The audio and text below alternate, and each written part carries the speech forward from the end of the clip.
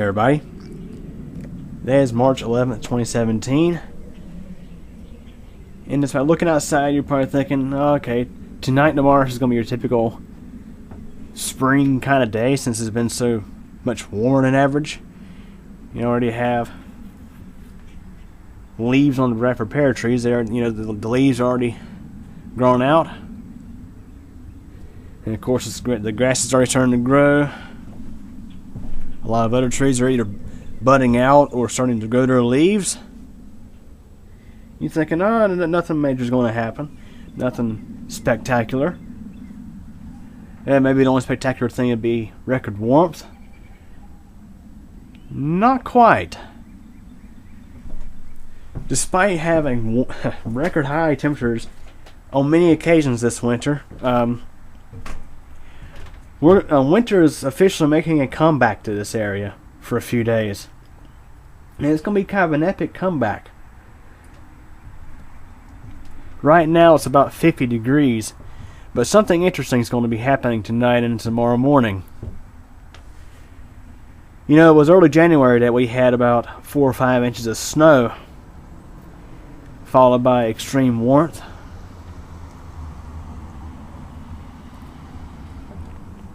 And you're thinking, after all this warm weather, and here it is, mid-March almost, surely we won't have any more snow. Well, think again.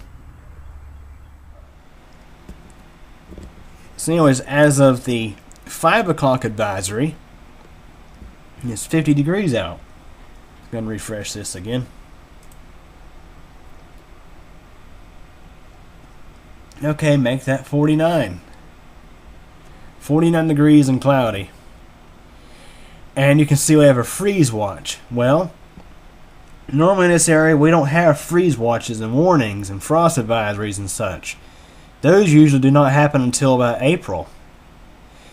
But as of March 1st, National Weather Service said, okay, since it's been so freaking warm, we are declaring March 1st as the beginning of growing season and we'll start to issue freeze products. Well, you still have a freeze watch out, but have a look at this. If this actually happens, if the following actually happens, it will be the latest it'll be the latest snow event I've ever seen. At least that I can recall in this area. Now, of course, I'm only 25 years old, only been here a quarter of a century, but having snow in March is kind of rare in this area. Well, back in 2009, we had about 6 inches of snow on March 1st and March 2nd. And in 2010, we had about an inch, dusting to an inch of snow March 1st or 2nd, maybe I think March 3rd, 2010.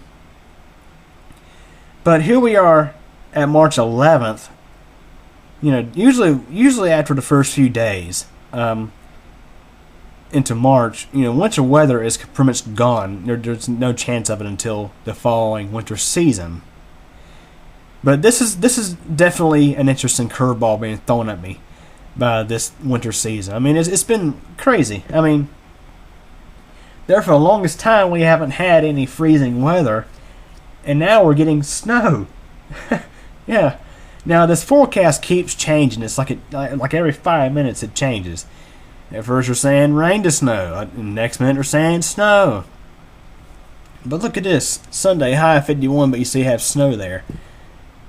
This is supposed to be like a pretty quick event. It's supposed to be out of here probably by, it says snow showers before noon. Chance of snow 70%. High of 51. So this is going to be happening in the morning, and once it clears out, it's going to warm up. But there for a while they were saying 1 to 3 inches of snow expected. Let's look at the 10-day forecast.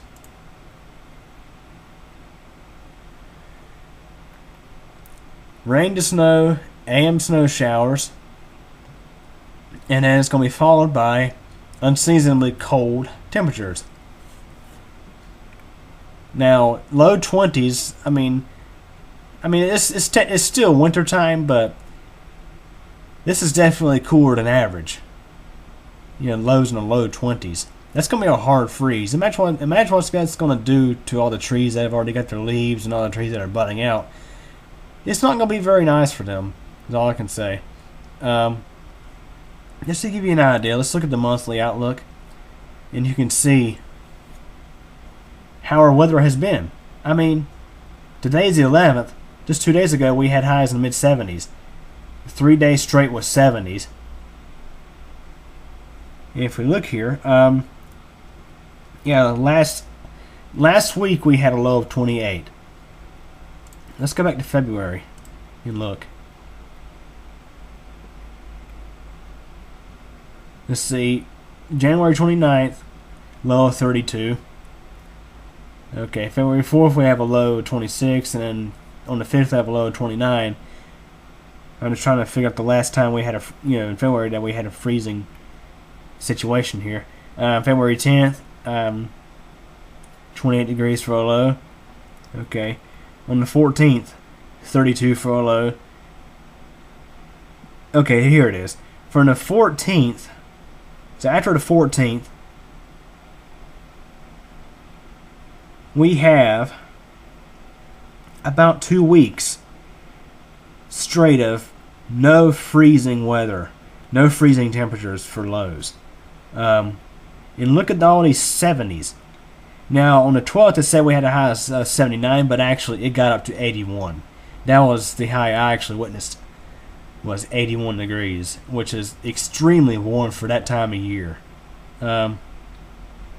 It's just been, I mean, yeah, we've had a few times where we got down, to the 20s in February, but from about halfway through the month till the end of February, we have no freezing temperatures. So the trees start to bud out, and I don't think I've ever witnessed the Bradford pears being in full bloom in February. Usually that happens by about now, or actually about this point where I'd say a little bit past that point. But usually by early March, the Bradford pears are already in full bloom. The purple martins arrive, and it's just crazy stuff. Okay, here are some photos from March 2nd, 2009, when we had a pretty significant snow. This was actually thunder snow. We actually had thunder snow.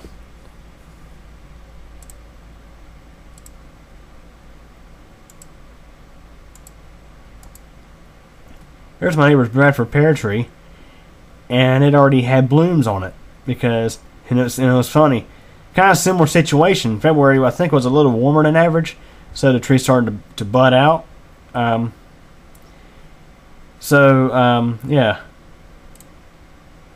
There you go, which I took crappy pictures back then for some reason. I had low-res pictures. But this is a pretty significant snow event, I have to say. But that was early March. Yeah, again, that was early March. Okay, so these pictures are out of focus, but you can sort of see that these trees were starting to bud out. And of course, snow all over them at that point.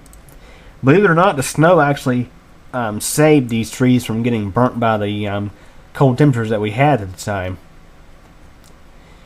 The snow seemed to have actually insulated the tree, the blooms a little bit, and it saved them. So anyways, here are some pictures from April 1st, 2009.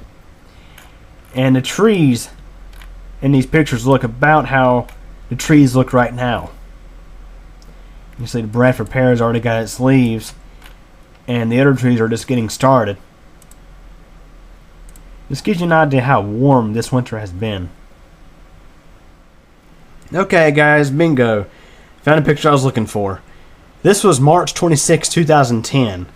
And you can see how that Bradford pear tree is just in full bloom and is starting to get its leaves.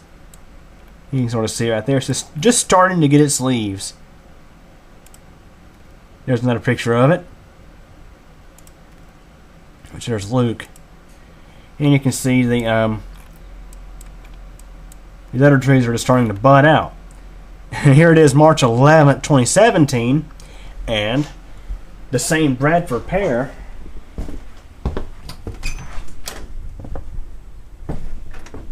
which is my neighbor's Bradford pear, already has its full set of leaves, just like these two. I already have all their leaves. So again, guys, this winter, this has been a very interesting winter. It's throwing the best of two curveballs at me, being the warmest winter I remember in a long time. This has been, I'd say it's just been the warmest winter. That, and it'd be the latest snow that I've seen. So a best of both worlds. I mean, yeah, you wouldn't think when you're having, conditions this warm on average, how it's been this winter so far, how warm it's been, to also have a very late snow event. I mean, just for example, tonight is when the clocks move forward for daylight savings time. It'd be really interesting to wake up and see snow on the ground or snow on the trees in daylight time. Yeah, this is unreal. So yeah, guys, the winter of 2017 continues to amaze me. In which, by the way, we have a winter weather advisory out for snow.